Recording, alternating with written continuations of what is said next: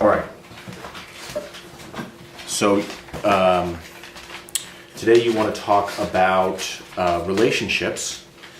Why are you thinking about relationships today?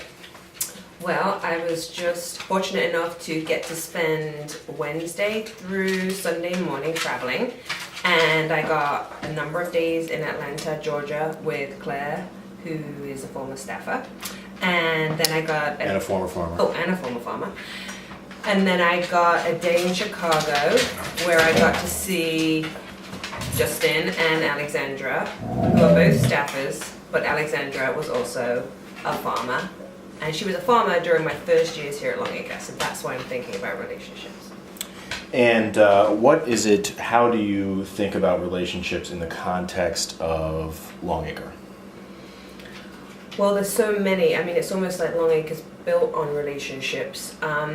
But for me and my relationships, it's not just a job or just a summer program. It's like these connections that I get to make with teenagers and with other staff, and then eventually as well with the farmers' family. And why do you think you enjoy the relationships so much? Why do you think that's meaningful to you?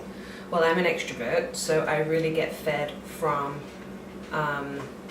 people, which basically means, if I got to choose time alone or time with other folks, I always choose time with other folks because it energizes me and fills me up and makes me feel good about myself. What about your family? Well, I think I mentioned this in another video, but I don't have any family that live here in America, and so over the last 12 years, I have invested a lot of time and energy and love into the relationships that I have here in America with my business partners, with my friends, with my neighbors, with the kids here at the farm. And so in some way, I suppose it's like adoptive family. I feel like a lot of these folks are my family. And last question, what's it like to know these people as adults who you knew as kids when they were farmers and you were staff? That's a great question, Matt. It's amazing. It's really hard to describe.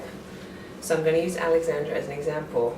When I was here in 2006 and she was just a teenager and we hung out, and got along and rode horses together, it was fun. But now we actually can, sit over a meal and just talk about each other and our lives and where we are going and our hopes and our dreams and our past. It's just wonderful that relationship has flowered into a true friendship. Thanks, Louise.